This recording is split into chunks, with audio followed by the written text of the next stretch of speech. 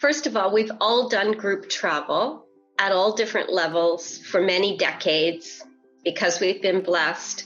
But I believe that the tour guides that you select when we're on land and wherever are truly top-notch. They are top-notch people.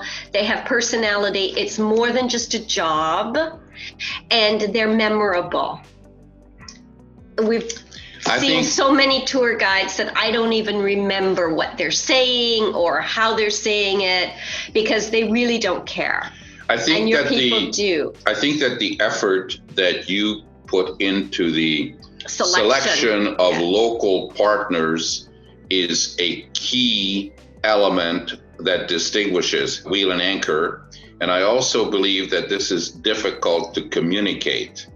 It's a communication issue because until you've experienced it, you don't know. But the fact of the matter is, what Wheel and Anchor does resonates with the traveler at the time of traveling. And that's the important part.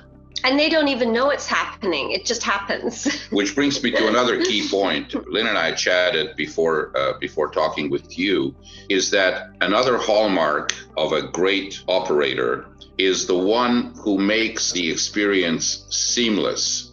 And we have some idea, we're business people, we have some idea of the difficulties and the complexities and the things that go wrong. And the true test is when things go wrong, what the response is, how it's handled, how quickly it's handled, how it's executed, and both the candor and the resolution matters to the traveler. And it's seamless to us. You have done a great job in making it both clear and straightforward and honest and resolved quickly whenever something happens, whether it's a luggage issue or a bus issue or whatever. Or a phone issue. Or a phone, whatever it is, and these are the things that matter to people.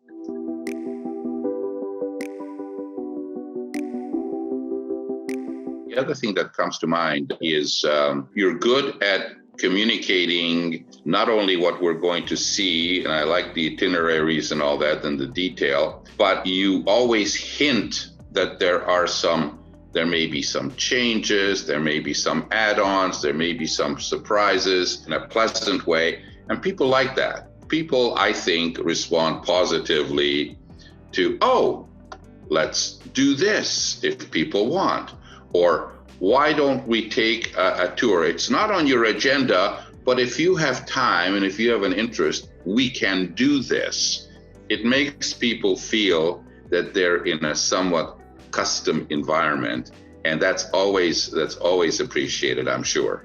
People who have a genuine sense of adventure and that they really truly want to learn about where they're going, what they're doing. They want to learn about the culture of the area and the people and the food and all aspects, not just the historical aspects or today, but the whole picture. And importantly, folks who have some standards. They're not elitists, nor are they looking for the cheapest of the cheap. Some level of standard which is compatible with the others. So that's where the like-minded comes in. The comfort zone. We have friends who've traveled more than we have, and they will come back and they will say things like, well, when I'm traveling in Europe, I can easily go to a 3-star hotel, restaurant, and I find it clean, acceptable, it's wonderful.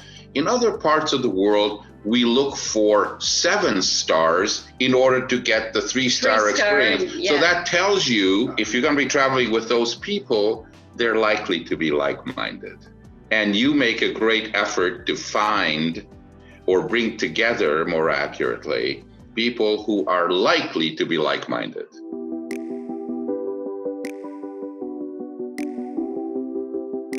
Lynne mentioned to me earlier that one of the negatives of group travel with anyone is the regimentation. And so anything that adjusts that, ameliorates that, massages that, improves that is wonderful, because you forget about the fact that there is a little regimentation in group travel. necessarily.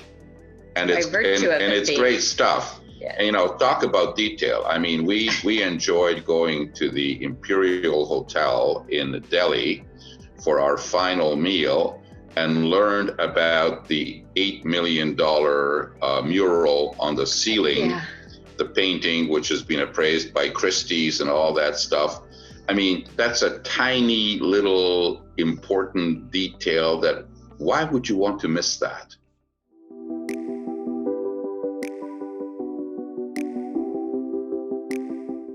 The destinations don't necessarily have to be obscure. It could be a well-known destination, but it's the perspective that's brought to it. Going down the Nile and visiting Egypt has been a world destination for tourists for a very long time.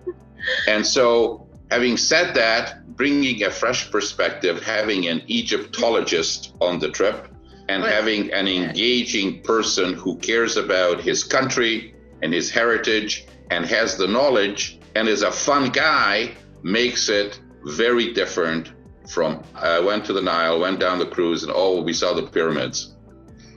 There's a big difference.